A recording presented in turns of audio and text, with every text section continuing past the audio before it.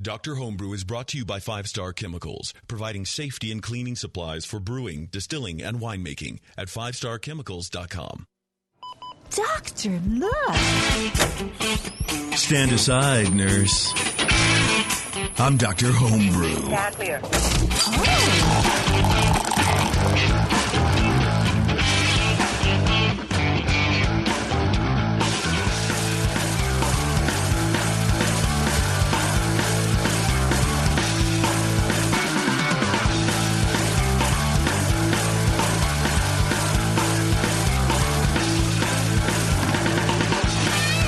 Welcome, everybody. This is Dr. Homebrew, and you're at the podcast that will tell you how to make better beer because, nobody else will. Everybody needs to know how to make better beer. Nobody else is going to give you that kind of advice. Absolutely nobody. Not your friends, not your dog. No. Doctor, forget it. Well, definitely not your dog. I mean, your dog is an idiot. Your dog hates you and, is plotting your death, which is pretty much what dogs do. Is that what your dog does? Well, no, I see. I had a dog and I got to it first. So, Ouch. Yeah, there's that. Man, I'm having a hell of a time with my levels. Look at this. Look at my red. I'm redlining, and what the hell's going on, dude? Like a Cylon over there. Dude, it's so weird. All right, there we go. I think we're fine. Maybe we'll fix that in post. Maybe not. Maybe we'll just blow everyone's minds. Who can tell? Wow. But we have a good show for you guys today, of course. We have, what do we have? A ginger Hibiscus Saison, I think is what we have. It's a blonde farmhouse ale of some sort. All right. And then we have a Bourbon Maple Porter. Yes, indeed. All right. Of course, we have Brian and Brian. You guys can figure out which one I'm addressing first. I'm Brian. I'm Brian. Together, we're Brian and Brian. That should be a law firm right there. I'm sure it is. You want to go It into has to be, practice, right? Brian? How do you feel about the practice of law? I'd be a quack, but I like to be kind of a Renaissance individual, and just learning an introduction of many things in college, and I was a master of none, so I just decided to major in German just so I could travel. Ooh, nice. So I'm gonna order the bus stop bench ads for next week. It's gonna be great. Better call Brian Square. Brian. Yeah, it's going to be great. Yeah, Mr. Shar, I'd like to speak with your partner. Oh, well, he actually doesn't. He just speaks German to people. Like, he doesn't do anything. Ich spreche nicht la, yeah. See? There you go. Yeah. Before we get to that, though, all that fun stuff, we have to thank our sponsor, 5 Star. You can go to 5starchemicals.com and learn about all of the different ways that they have to make you brew better beer. That's just it. There's no other. It's not helping you. It's forcing you. They are doing you a favor, and they are forcing you to clean your stuff so you can make better beer. And that's all. Brian, you were saying at CBC that you ran into the 5 Star people? Yeah, I was at Craft Brewers Conference in Denver last week. Great conference Nice. if you're in the industry.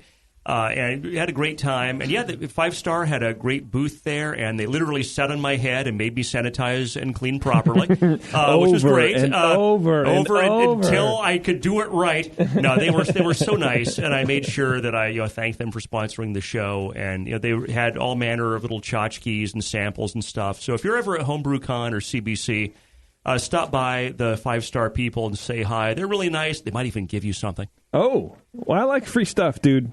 Free stuff is good stuff. I got to tell you, I like stuff in general, man. I was disappointed. I ordered a new laptop, it's a refurbished MacBook, and it was supposed to be delivered today. And I'm like, oh my god, I'm like pacing. I'm feeding the kid. I'm peeking out the window. I'm like, when is this going to happen? I'm really excited. I'm pumped. It's like Christmas. You're waiting for Santa to come. Right, exactly. And it didn't come. I left my house by 6:11 or whatever. I was running a little late.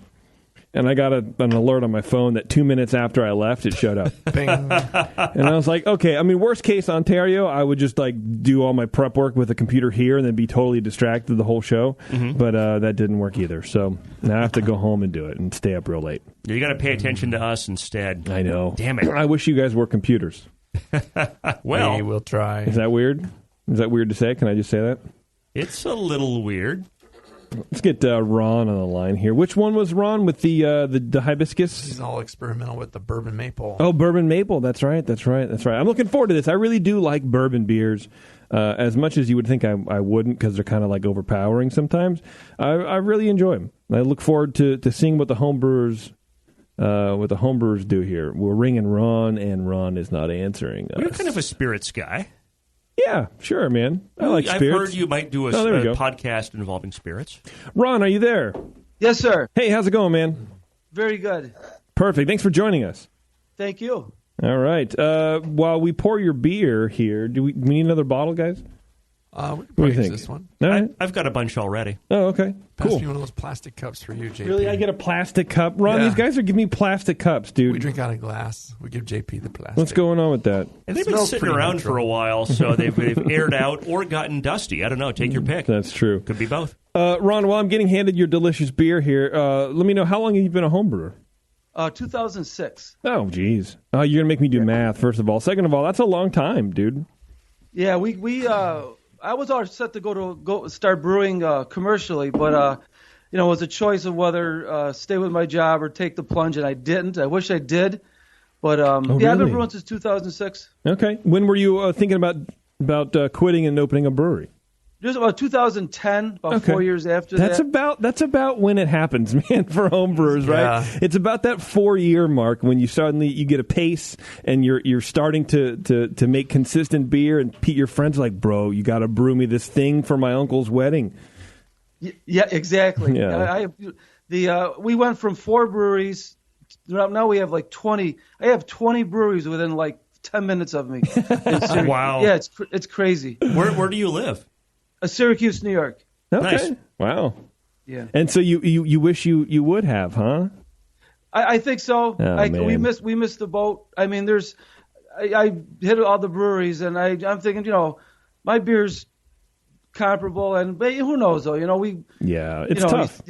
Yeah, it is. It's tough out there. I mean, Yep. I think there was a point where, if you come in after, it's even harder. So, well, who can say, man? But you know what? Yep. If you had gone commercial, you wouldn't be here with us right now. So I would have been on the session. that's well, shit. God damn, that's right. Different conversation. With like the real broadcasters? Ow, did I say that out loud? Yeah. Well, not with that attitude, Ron. How about that? All right. Yeah. Now let's get into your beer here, Brian Schaar. Why don't you start us out? All right. So, Ron, just to start, like I always like to ask, are you in a homebrew club? I am not. Okay. So you're a lone wolf. All Yes, right. I am. Fair enough. So thanks for the beer. We judged it as a 34C specialty. We had thought about, what was that category? I think that you had suggested that we do it as essentially a winter seasonal. And we consider that. We kind of went through a number of the different possibilities.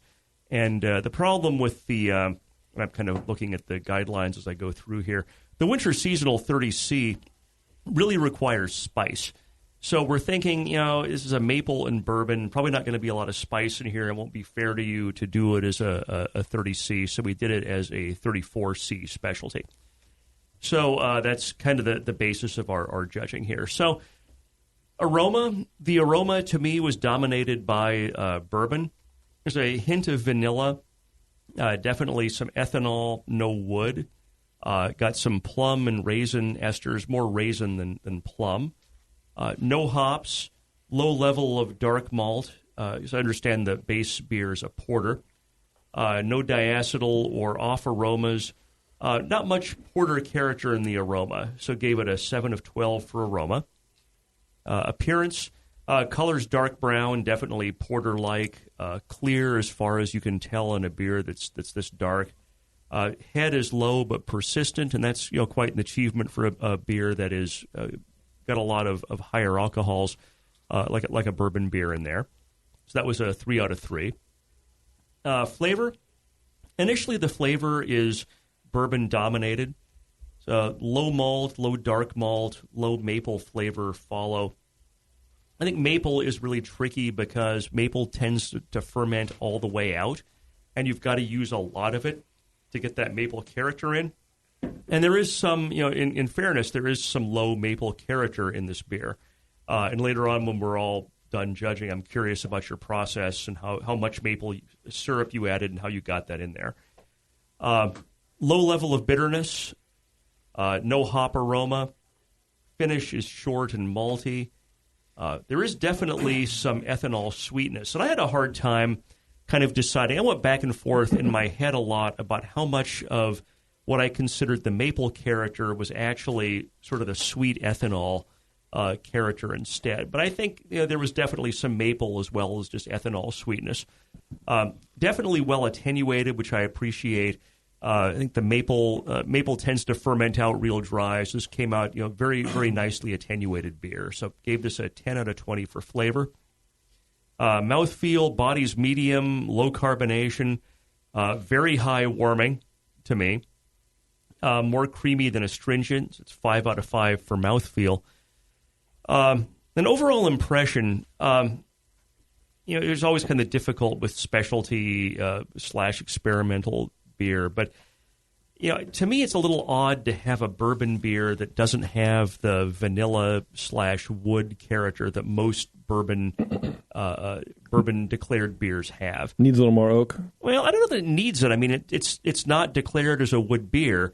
I mean, the fact that it's something I'm used to doesn't mean that this beer has to have it. Sure. It's just something that So I tried hard to not judge it like, oh, it's got a thing. It doesn't have a thing in it that I think should be there. That's not fair to the beer. Okay. But my point is a little bit different. To me, the porter kind of gets lost behind the bourbon. Porter typically has a lot of flavor, a lot of character to it, and to my palate, the bourbon kind of overwhelmed the porter in this. The maple fermented out and didn't leave a lot of trace, but it did dry it out, which is nice. I think next time I might try a couple of things. I might back off a little bit on the bourbon, and then I might try a trick for the maple, which is something that I learned a long time ago when my ex-wife had just given birth. Turns out that fenugreek is a spice that smells and tastes a lot like maple syrup. Mm-hmm. And in a lot of the artificial maple syrups, they use fenugreek, and it turns out it also induces lactation, apparently, in certain very high concentrations. So if you ever have a baby and your wife's or partner's doctor says, hey, I have a lot of fenugreek, they will begin to smell like maple syrup, which is kind of funky.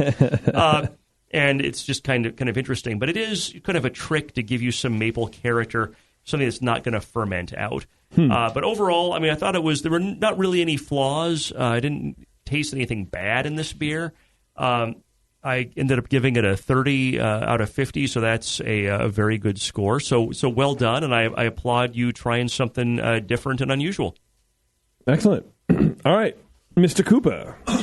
Right on. Yeah, I agree with a lot of what Brian Esquire had to say.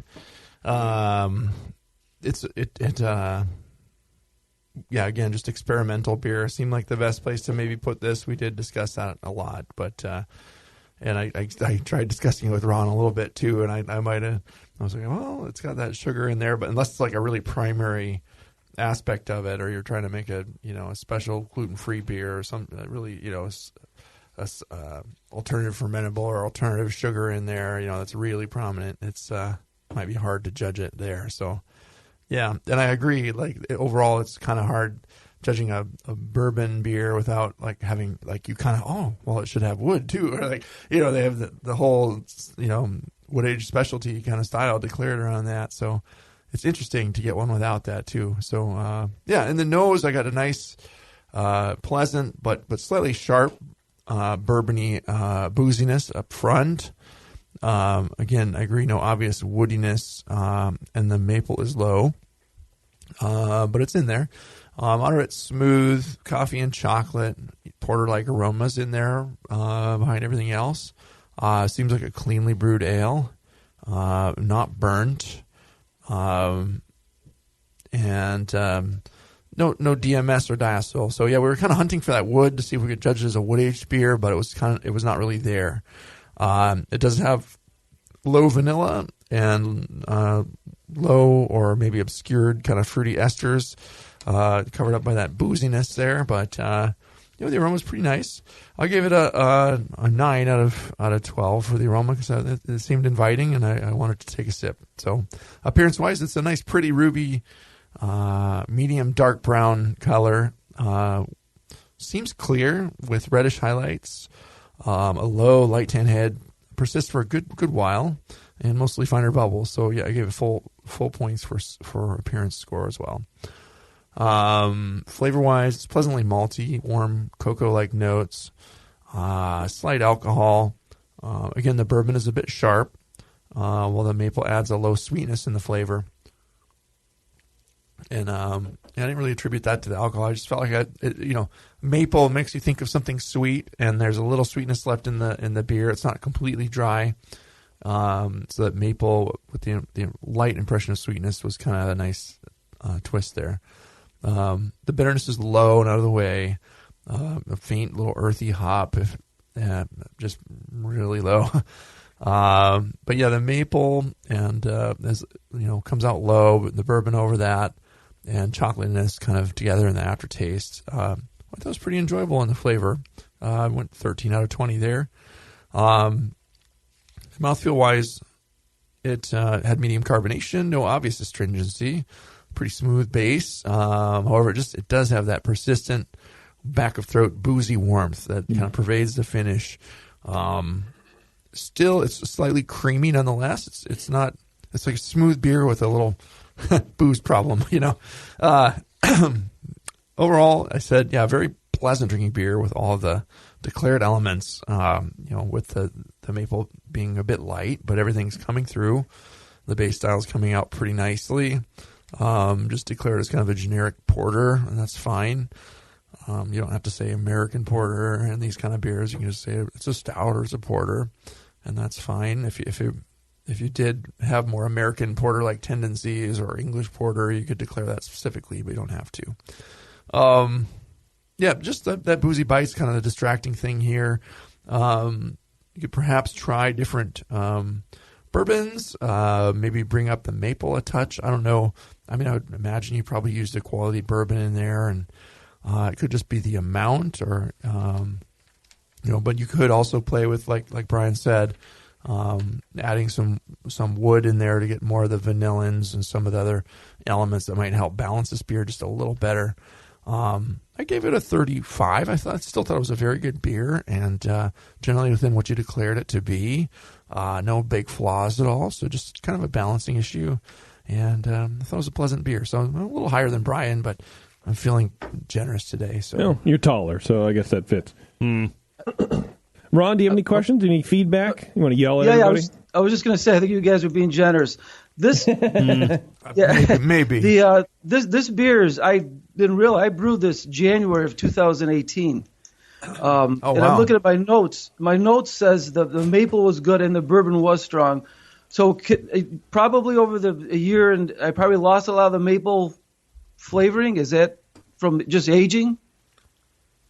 I would imagine so. Yeah, it's kind of what yeast is still there is going to work on that stuff. But it's nice you didn't have a big oxidation pop up or anything. It seems like you must have kegged it pretty cleanly or bottled it pretty cleanly. So. And this is probably my seventh time I brewed this, and like JP, you say, I've got a binder full of recipes, and I can't do the same recipe twice. You can't do it; it's impossible. This is one reason why I sent this in. This is not one of my best beers, but I really wanted to get you guys feedback on this because it took me what I did on this recipe is I soaked the oak chips for no longer than 3 hours, but then when I kegged it. I took oak staves and I soaked them again in Woodford Brothers whiskey. There you go. And I put those in it. So they sat in the keg for the year and so many months. So I'm thinking maybe I probably shouldn't have done that because that's where a lot of that too much of the alcohol. Yeah. Well, that's really interesting. And I want to go back to your recipe and so forth. But so you're saying you soaked some staves in Woodford and put them in the keg for a year. No, actually, I soaked 3 cups of French oak chips for 6 hours, and that went into the secondary. And then when I racked it into the keg, then I put the staves into the keg. How long were they in your secondary? 1 week. That wasn't enough to give you the oak flavor that you might have wanted. Well, right, and there's a couple of things there. One, 6 hours isn't going to do anything. Number 2, the oak flavor that you do have with chips will always be very one-dimensional because they're very thin, right? and you have that one layer. But if you if you cut an oak stave, or maybe even the spirals, if they were toasted, you could see, or oak cubes, you can see the stratification of how deep that heat penetrates and what it does to the color. And each one of those lines is a different realm of flavor. So you're going to get a more rounder flavor using those oak cubes. I just throw the chips away. They're good for smoke and meat. That's about it. Oh, yeah, that's about it. And then and you want to if you want to soak those in any sort of liquor, I think you got to do it for a week at least. Okay. Yeah, because otherwise it's not really gonna absorb anything. Yeah. So where do you think the high boozy flavor came from? Is it too much? Did you add any bourbon to the actual finished product? No. Okay, it's just from whatever's residual from the. Yep. Well, let's tell us about your recipe and your process. Let's back up to the beginning, and could you tell us what your recipe was and how you went about making this beer? There you go. Okay, yeah, it's 18 pounds of 2-row, 2 pounds of Munich, 1 pound of Black Patent, 1 pound of Crystal 60, 1 pound of carrot peels, 1 pound of chocolate malt, and 1 pound of roasted barley for a 11-gallon batch. Okay, that's a great porter recipe. I love the chocolate. I always dial chocolate malt up pretty high in my porter and stout just because I like it. Where did the maple come in? 10 minutes at the end of the boil. I did a half a gallon, 64 ounces of maple syrup. That's a lot of syrup. If you want to have flavor come out of it, you had to put a lot in. Yeah, you think that's not enough? No. I think that you got a great maple flavor. I was just laughing because that's a ton of syrup. I mean, I got a friend of mine who owns a maple syrup, and I get it really cheap. So, being in Syracuse, we're Californians, so I kind of have this romantic vision of you going off in the woods and like tapping a tree and stuff. Yeah, I wonder. I can get like a gallon of maple syrup for like $40. Damn, wow. Dude. Going to business for yourself. I wonder if some of that boozy character is just the fermented maple syrup, lending a contribution. It's not really booze because it doesn't taste hot. The dark sugars. But it's something that is. You know what I mean? I wonder if it's that combination. I don't know. Plus the tannins from the wood. How long were the chips in there for? Sorry, Ron. I think you already said, but I forgot. Chips were in for 1 week, and then the oak staves were in. That's a really good point, JP. I'm wondering if that is the maple syrup, the fermentation of the maple syrup. Yeah. How long were the staves in? The whole ever since I kegged it, so 13 months, 14 months. Yeah, I think that's too long, and I think you're getting maybe undesirable wood characteristics, and it's kind of matching with the fermented maple syrup to kind of lighten it dries it out, so it has the effect of lightening the porter, because it tastes kind of not watery in the sense that it's watered down, but it's funny you say that because out of all my batches, the mouthfeel was the lightest. It's almost exactly. Yeah. So this is the power of perception, right? And this is the power of what you call your beer, because I sat down to drink this, and it was not. There's no indication there's wood, and there's maple and bourbon. So I got bourbon because I was expecting bourbon. And what I was thinking in the back of my head is, you poured a certain amount of bourbon into a keg along with the beer, right? So that's so I was expecting that. And then you mentioned there's wood, and it also helps this is warmed up quite a bit since we judged this. And I went back and had a sip, and all of a sudden, now I'm getting a lot of wood. No, you are. Now I'm that's welcome to Wednesday night, right? That's what's his name? Yeah, Vincent. But nice. No, but I'm definitely getting a lot of wood. Once again, now that this is warmed up, because now that you've mentioned it, again, this is the power of you kind of. Even if you've got an experienced palate, you start to taste what you expect to taste, right? What do you think, Brian? I think that booze in general does have a lot of flavors in it that are reminiscent of wood as well. You get vanillins. Especially bourbon. And, bourbon is, a little warmth, a little roundness, and a little sharpness. So, yeah, it's interesting, but it does taste like bourbon to me too. It's a sharp kind of hot bourbon, but it's not. I used Woodford Brothers. That's a, I don't know if that's a pretty good brand. I think. Yeah, I don't know. No, it's the bourbon of the Kentucky Derby. I love Woodford. Woodford was my first kind of middle shelf bourbon where I was like, oh, I see. I get it now because it is super smooth, but it does have. It's kind of low on the intensity list. I think maybe like low mid, but. I think that you're suffering from too much wood. That's what I think you're suffering from, Ron. If you maybe have, a month or two on the staves would have been enough, but if you have oak exposure of more than 12 months, please see your doctor. Yeah, Dr. Homebrew, to be sure, but still, stavetism. If you have stavetism. I think next time when I keg it, I'm not going to put the staves in the keg. I think I'm going to do a little longer secondary. Well, I mean, you can do it. I don't think you're hurting anything. I've never used the staves. I've always done the cubes, and a month to 4 months maybe on cubes. So I think staves have a larger surface area, so you're getting more contact. So I mean, I would taste it after 2 months.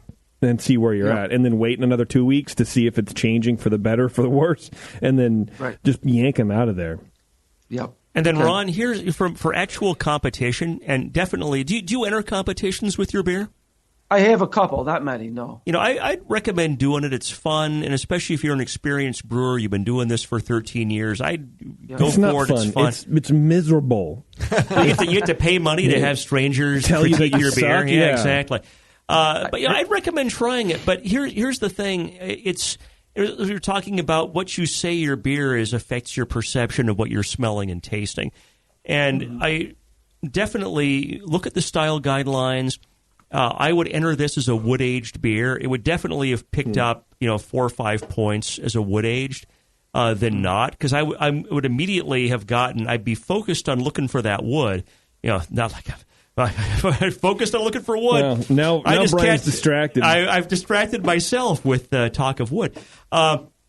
But I would be looking for that. I would have immediately found, there's some oak in this. Yeah. And I think you didn't do yourself any favors by not telling us this was a wood aged beer. Okay. And that's just for all listeners in general. Just you spend a lot of time making beer, right? You come up with these recipes. You spend a lot of money. I mean, $40 a gallon for maple syrup isn't cheap, right? You spend a lot of time brewing and making something you're proud of. Spend a little time with the style guidelines, making sure you've properly characterized your beer to be fair to yourself, so that when you enter, you're not just tossing out. I'll give it a number. Give it some thought and be fair to yourself and give yourself a chance when it comes time to competition. This is, Ron, I'm not trying to criticize you. It's more just a statement for everyone listening. Yeah, Ron. Just give that some thought. So does that make sense?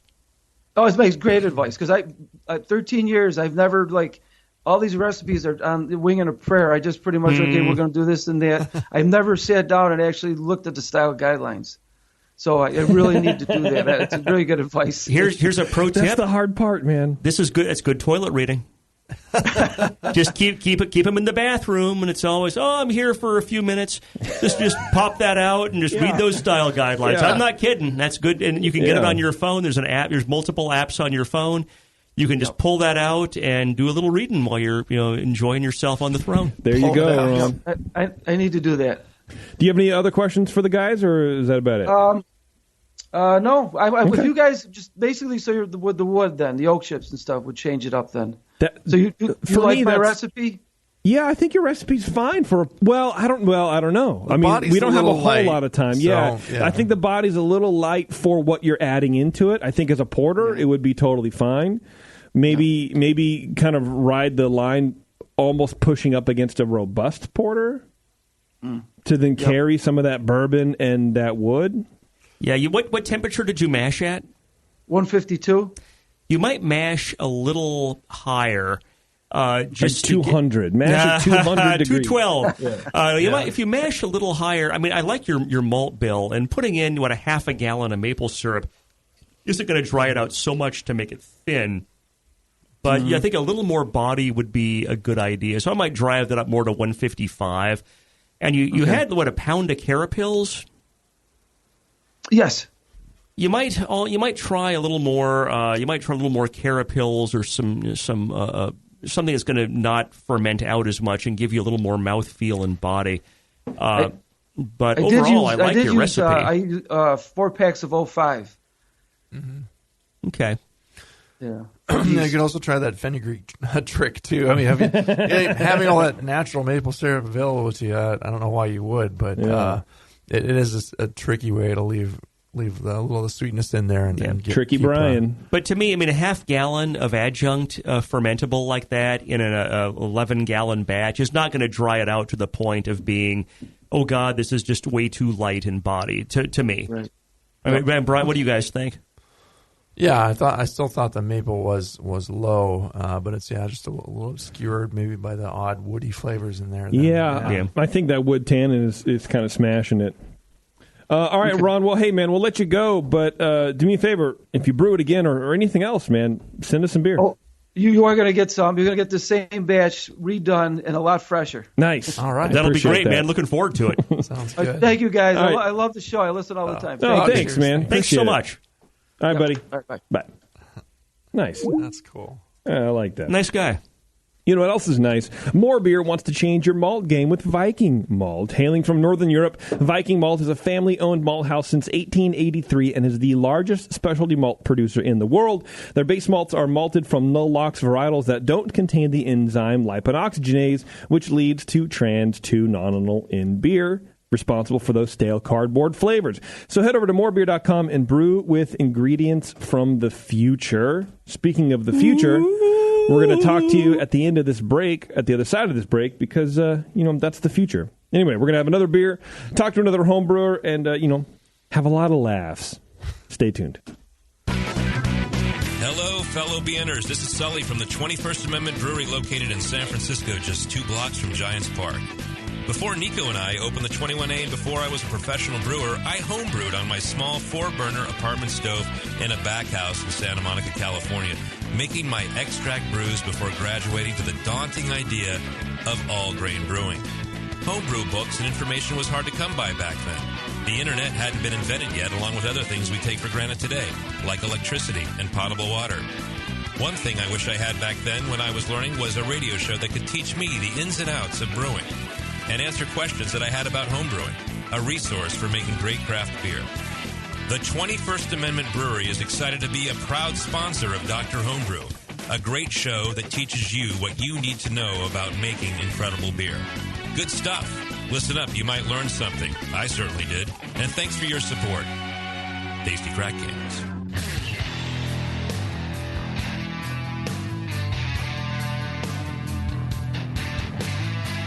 Now, back to the examination.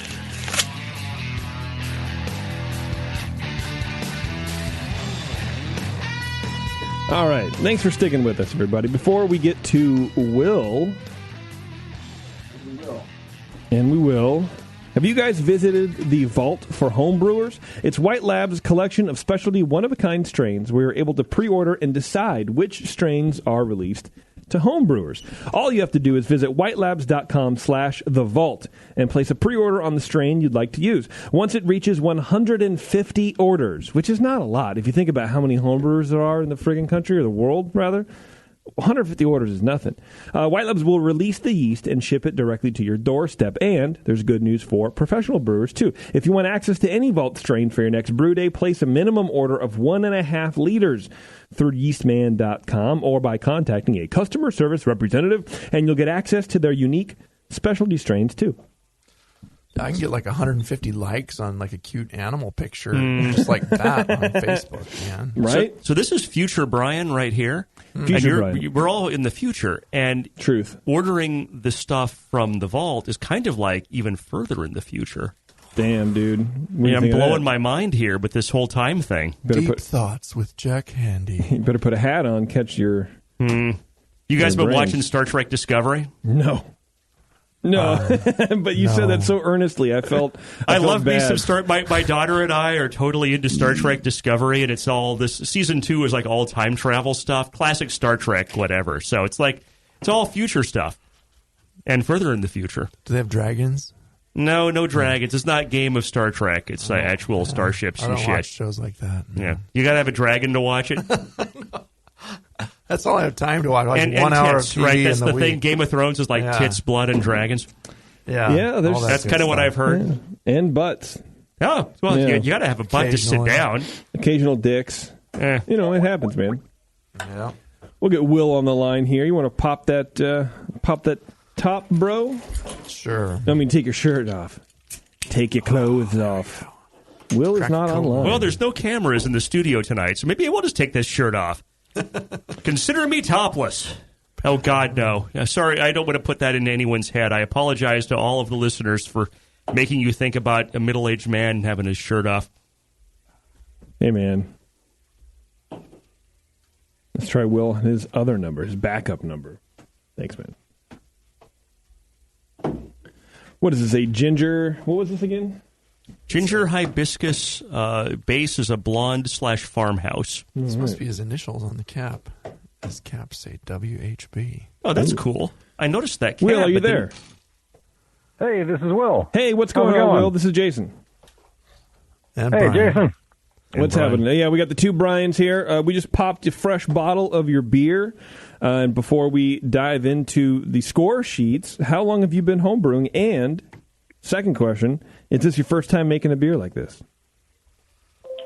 So I've been homebrewing since about like 2010, but I didn't really get serious into it until like 2013, 2014. Okay. I've brewed this a few times. I've been kind of playing around with the recipe a little bit, playing around with some of the yeast and kind of the level of ginger and hibiscus. Nice. All right. Well, hopefully we can provide some insight. Brian Cooper, why don't you start us off here, bud? Oh, yeah, man. So we opened up, as you heard, it had a nice hiss there. Chose it as a 30A spice or vegetable beer with that hibiscus and ginger being declared there. And the base style kind of is you mentioned it was a blonde, and also on the label it mentions being a farmhouse ale. So I was kind of thinking Saison-ish beer tendencies here. Yeah. And didn't disappoint on that front. In the nose, I get a pleasant light white pepper phenol and a medium orangey ester popping out there. Pretty low hibiscus and some ginger alongside that. Also low. The malt is kind of grainy, biscuity, low spicy hop. No DMS or diacetyl. Seems clean. And a little bit of alcohol coming out in the nose too. It's definitely got a little something going on there. So pretty inviting aroma. Appearance wise, it's an orangey amber color beer. It has moderate haze to it, and that's fine for a Saison farmhouse style beer. Pours a medium low white colored head. Persisted only for a short while. I should kind of have a bigger, fluffier, longer lasting head on a farmhouse beer like this. Maybe made me think the carbonation might be a little low. There was some Belgian lacing on the sides of the glass, which was nice though, and gave it 2 out of 3 for appearance. Flavor wise, medium low orangey fruitiness and a bit of that Belgian-y peppery phenol in there. Yeah. As well as a little bit of clove. The bitterness is medium low. Balances is to the malt and that yeast character. Has a semi-dry finish, and that oranginess lingers into the aftertaste there. And I'm like getting into the flavor description, I realized, that ginger and that hibiscus. There's a low ginger in there. It's not like a biting, sharp, hot ginger. Wow. And I don't really like all that much ginger in. If I'm getting something with ginger in a food or a beer. It'd be nice to have it there, balance with everything else, but it shouldn't take the front It should be seat. subtle. But this is really subtle. Yeah. And the hibiscus, you kind of have to dig for it. It's kind of in there in the background supporting, but low alcohol and clean ale fermentation. I went 12 out of 20 on the flavor. Mouthfeel wise, it has a nice medium light body, as a beer like this kind of should. It's not too heavy. It just goes down pretty refreshing. But there's a medium astringency in there. I would say likely from that the phenolic kind of the bite, not necessarily any over extraction or over spicing. Still very creamy, smooth, nice drinkable beer.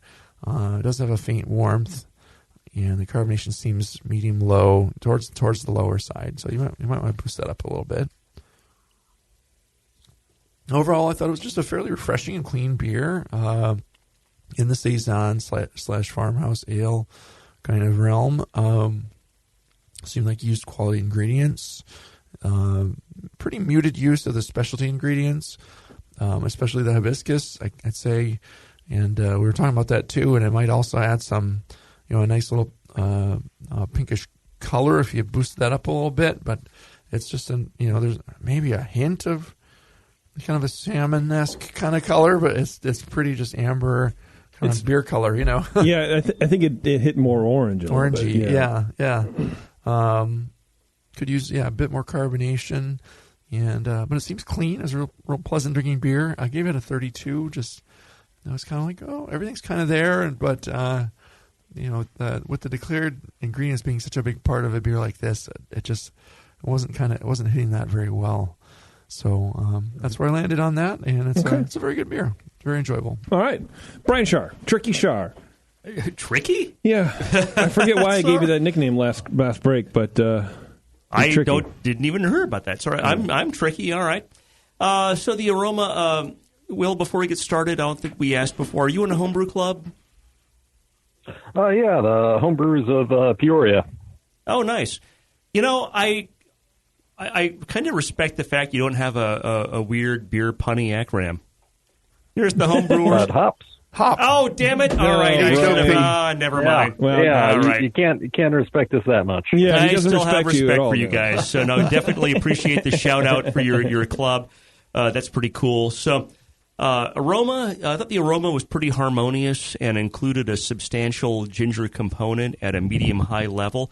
I thought the ginger aroma was just perfect. It wasn't just a ginger bomb. Yeah. Because ginger's tough to do right, and you sometimes read, you're getting the ginger beer, and everything about it is just like licking a ginger root, and that's not always real pleasant to do. But the ginger component was great. Sometimes. If you're in the right mood or drunk enough. Not getting hibiscus really at all. Not super familiar with hibiscus, but I just wasn't getting that in the aroma at all. Low malt, got a little bit of funk. I may have tried to talk myself into that, and that goes back to what was the base beer, and we'll talk about that a little later. No off aromas. I got kind of a low citrus, almost a little bit of lemon in the aroma. Lemon zest or something, which was nice. Yeah, there's a lot of citrus going on. Yeah, and that was maybe the hibiscus coming out in kind of a citrus way. I gave it 7 out of 12 for aroma. Appearance 3 out of 3.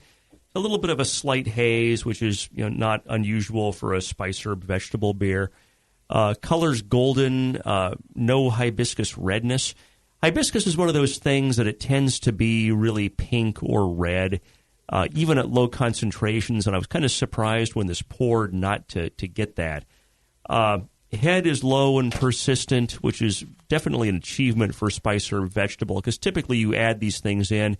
One thing is enough, but you add 2 hibiscus and ginger. There's often something in one of your spice herb vegetable components that'll kill head, but the head was decent in this. I still gave it a 3 out of 3, despite the fact it didn't quite have the little bit of a pink tint I wanted from the hibiscus.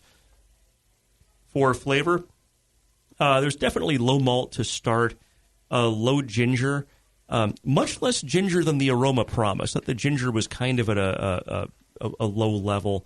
And I'll be curious later on when you brewed this. I wonder if this might just be an example of it being maybe a little older. No detectable hibiscus. No hop flavor, low bitterness, definitely well attenuated, which I appreciated. kind of a little bit of a low funk, which again I may have talked myself into thinking about this farmhouse description. Finish is long and dry. Gave it a 10 out of 20 for flavor. For mouthfeel, body's medium, carbonation's medium, medium high, low warming, more perky than creamy. There's a slight astringency to this, and it's kind of Brian and I were discussing this before the show. I'm not quite sure that I'd be coming from, but I get kind of I initially thought maybe that was the ginger, maybe the carbonation, but I think there was a bit of astringency to this. So I gave this 4 out of 5 for mouthfeel. Overall impression, the hibiscus was declared but not really perceptible. If there's kind of and just to back up, if there's a theme to this show, it's be clear how you're describing and declaring your beer when it's complicated and cool. I mean, you spend a lot of time crafting something that has a lot of flavor components. You need to spend some time crafting how you describe it also to be sure it's judged fairly. The base beer, it was unclear if this was farmhouse or blonde, and frankly, there isn't a style in the 2016 guidelines called farmhouse. There's an American wild ale, but that's got 3 different subcategories also. So I hear farmhouse, and I start thinking funk and Brett and something, and it gives me a baseline that I think about for this beer, and as I had said earlier, I kind of smelled and tasted a little funk, but I'm not sure if I talked myself into it. A little Brett. Yeah. Having said that, I like this beer. I think I love how well attenuated it is. I would probably drink a full pint of this. You did all the work, but it kind of to come back to, you did all the work to brew this, and you crafted this thing, and it's a good beer. And you need to, and not just speaking to you, but to the listeners in general, spend the time to craft the description that you do to craft the beer. That's a T-shirt. But well done. Yeah. Well done. I gave it overall 30 out of 50. 30 out of 50. All right. I don't normally, give scores because, let's be honest, I'm really amazing at it anyway. But I would give it a 35 because I like the ginger. I think the hibiscus is there. I've been drinking, for some reason, a lot of hibiscus tea lately. And then you can kind of see it even just in the foam on the top. There is a slight, really light pink color kind of on the edges of it. So maybe it could have gotten a little bit more pink, and you could probably do a little bit more hibiscus. But maybe I get it because I literally have had like 4 cups of it today. So I kind of get it. But Will, do you have any questions for the guys? You want to address anything that they said? Do you want to fight either one of the Bryans or both of them? No, I'd rather drink a beer with them. Okay. But sounds good to me. I guess one thought is I am a little unsure for this beer what to kind of describe the base style as. What colloquially, when I'm kind of talking to people, I kind of say it's more of like a farmhouse kind of thing. I brew it with, or I ferment it with the Hornindal Quebec yeast, which is kind of a Norwegian farmhouse yeast. Yeah. Mm-hmm. So it doesn't, I don't know, I've started kind of, NHC, I put it in the base style as a kind of a blonde ale, just because you're not quite going to get all the right Belgian kind of characteristics to it, maybe not so much with the banana. I wouldn't have known that this had a different yeast or was just a blonde base. I thought it was a Saison. You have the ginger for sure, adding some of that spicy pepperness. But like Cooper was saying, you get some pepper, you get some clove, and maybe there's like a tartness. I think, isn't that yeast, that Quebec yeast, have kind of like a tart thing to it? Or is that? Yeah, I kind of get like a dryness, like a dry pithiness to it. Mm-hmm. Yeah. Okay. Yeah. So maybe that's it, but I can confuse that with Brett.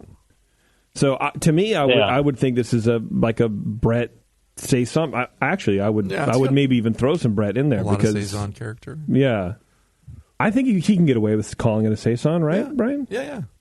I think so. I would agree, and that's the Quebec. I was kind of just taking a quick look at like 28C Wild Specialty, and I like this beer, and I feel your pain in trying to characterize this because you're not going to be able to go up against like the hardcore sours and compete. And it's not funky enough to be a Brett. There's low funk. Yeah. But it does provide some interesting character. So something like, if you call it like a 28C wild specialty, you're always going to lose to the ones that are like super funky or sour or something like that. If you say Saison, a Saison can be a little funky, but it's not, doesn't have to be.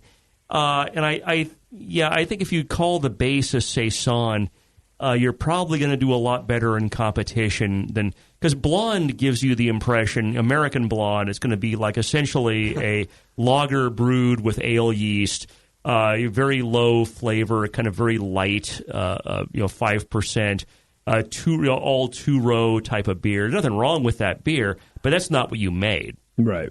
Yeah, exactly. But this is, I definitely hear where you're coming from. Where do you get this Norwegian yeast? Omega Labs up in Chicago. Okay. There's so many more yeast suppliers now. From, was it like the New York Yeast Repository or something like that? Oh, wow. That sounds cool. Sounds boring, but it sounds pretty cool at the same time. Yeah. Yeah, we went and toured the Yeast Museum or whatever. I don't know. That's pretty cool. Yeah. You want to give us your recipe, Will, while we got you still? Yeah. So I started off. It's about 80% pale ale malt from Briess, and 15% wheat, and 5% Munich 10 Lovabond. And then kind of mash it. 152. I do single vessel brew in a bag for about an hour, and in terms of water, I aim for something around like 100 calcium, 147 sodium or sulfate, and 100 chloride, and somewhere in like the 5.3 mash pH. Do you build your water hops, from... I do. Sorry to interrupt. Sorry? Do you build your water from RO or distilled? Yeah, distilled. Water around here is like 600 ppm hardness, and there's just nothing you can really do with it. Sorry to interrupt you. I got to give you a lot of respect for that, because a lot of times people build their water from distilled or RO, and it's like licking a rock. They just go way too crazy with the minerals. You have your minerals. I would never have suspected you built this up from scratch. So well done. Your water modification is perfect. Great. I'm doing something right. You're doing a lot of things right, man. All right. What about your hops? So I do about half an ounce of Apollo at 30 minutes. It's usually like 17 or 18% alpha acid. An ounce of Meridian and Amarillo at 5 minutes, with an ounce of hibiscus and ginger. And then I do an ounce of hibiscus, half an ounce of ginger, an ounce of Meridian, and an ounce of Amarillo in the dry hop. Mm-hmm. And then I usually get I think I got about 1.065 for my starting gravity. I think that's around 75 or 76%. Yeah. Efficiency in Hornindale, Quebec, to ferment out, and it ends up around I think 1.014. So about 6.25 or 6.5%. That's not bad. That's not bad at all. When did you brew this beer? I brewed it February 28th. Okay. So it's 2019. It's pretty new. Pretty fresh. Yeah, 2019. Okay. Yeah. I don't know why I asked that. I think it's I don't know. The ginger, I guess I would like to be snappier. But I wonder if you like make a tincture or make some sort of concentrate with the hibiscus too, because you're going to pull some tannins out of there. I know when I make my stupid retarded hibiscus tea, if I go an hour, it's too long. But if I do 45 minutes, it's pretty, it's pretty good. So yeah, tell us about your those hibiscus and ginger ingredients and how you get those. Do you grate from the root? Do you cut down flowers? What do you do?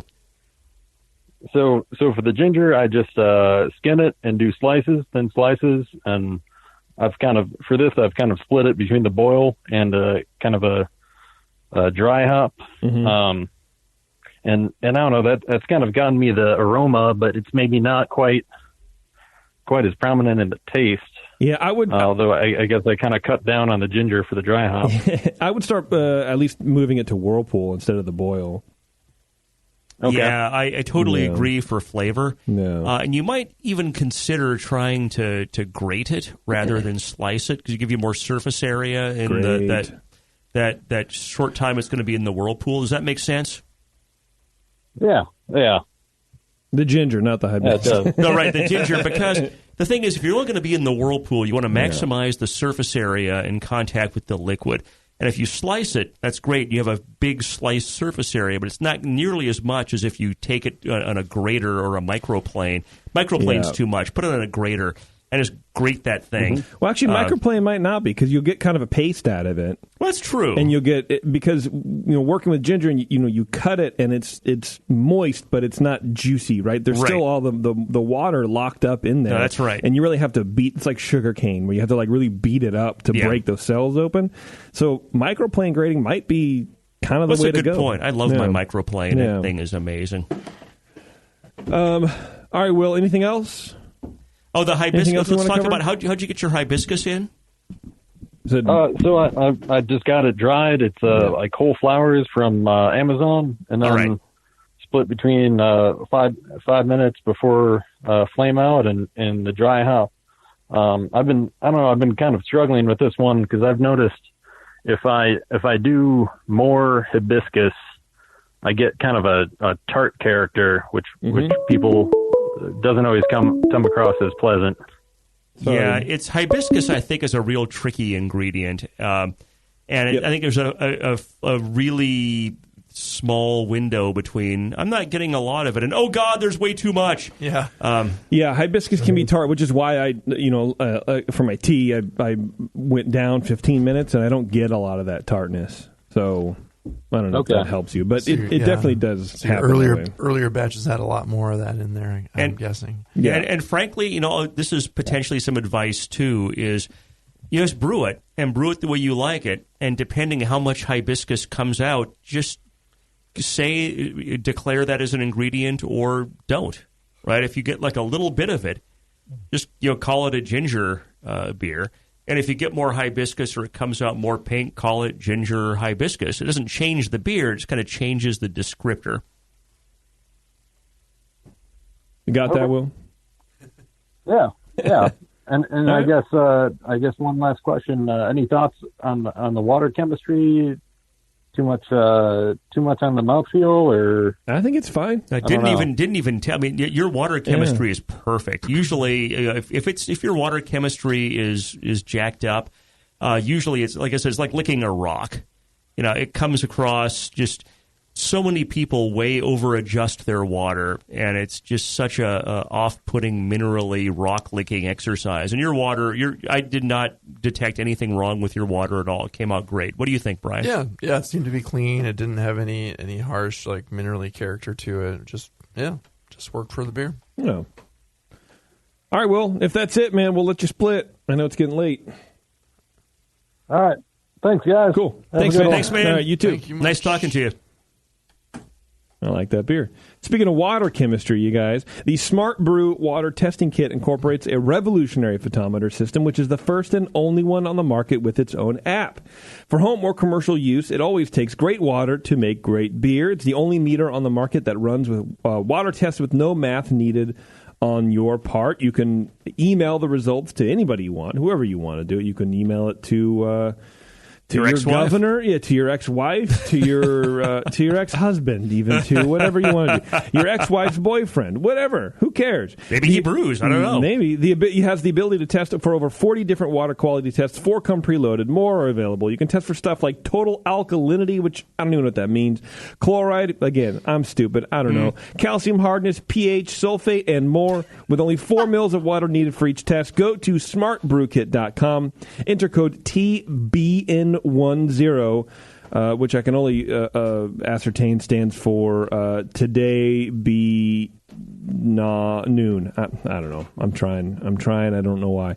Anyway, you save $10 on either the standard or activated Smart Brew testing kit. Brian Sharr, don't you ever interrupt my live read again. You understand me?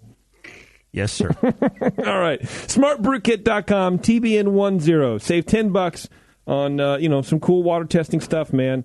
That stuff I never got into, but maybe you did because you're probably, I'm just going to take a gamble, whoever's listening, smarter than me. All right, we're going to take a quick break. We're going to be right back. We're going to give away a Grog Tag gift certificate, and that's kind of it. So hang on. Do you know the 3 most important rules in brewing? Sanitation, sanitation, and sanitation.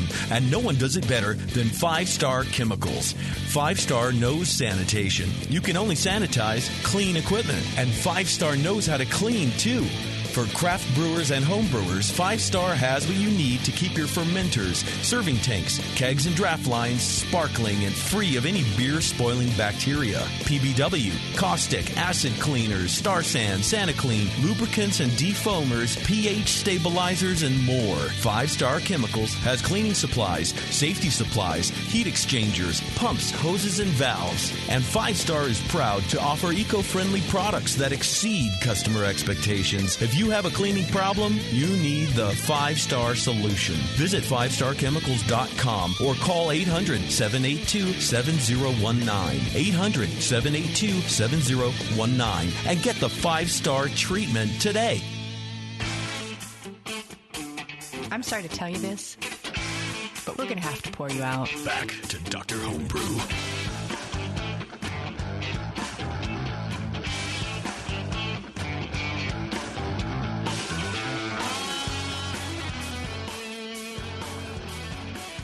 All right, everybody, welcome back. Thanks for hanging on, everybody.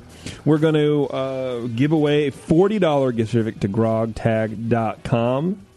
Check it out. If you want custom labels, custom coasters. Look, I'm probably not supposed to say this, and I think I've talked about it before, but if you're listening live for whatever reason, this Friday, they're going live with custom 6-pack carriers. What? Yeah, it's pretty cool. So check them out. Follow them on grogtag.com on Instagram, which is just Grog Tag, of course, and you can see the release, and they got some photos and a video coming up. But basically, they're labels, and you get a label and a blank 6-pack carrier. But they're the same templates, and you just you apply it so you can carry around your custom labeled home brews in your custom labeled friggin' 6-pack carrier, dude. And it's reusable because, it's 6-pack carrier. They're sturdy, right? That's mind-blowing there. It's pretty cool, right? That's big time. Yeah, I'm excited about it. I think it's going to be good. All right, Brian, who wins the Grog Tag $40 gift certificate, please? I will tell you. It's Will. Will. All right. Good job, Will. Nice work for having the second best tasting beer on the show. Nice try, Ron. Yeah. Yeah, Ron, nice try. Maybe you can suck a little bit more next time, dude, huh? Huh? Ron? None of the beers sucked. No, I know. I'm just kidding. They were up. They were pretty damn tasty. They really were, actually. I'm pretty stoked about it. A lot of different flavors going on today. All right. Did we hit all our things? We got iDip. We got 2&A already happened. Yeah, we got everybody. All right. If you're listening live, we're going to be taking a quick break here for about, 5 minutes maybe, if we can squeeze through. We're going to have another homebrew on with a cream ale, and then we're going to do a commercial calibration of Guinness Extra Stout, or is it just the draft stout? The draft stout in the cans, baby. I'm excited about that. Guinness is like top 3 beers for me, so I Have can't you wait ever for had that. it in the can? Yeah, sure, man. Why not? Hey, it's 2019, Brian.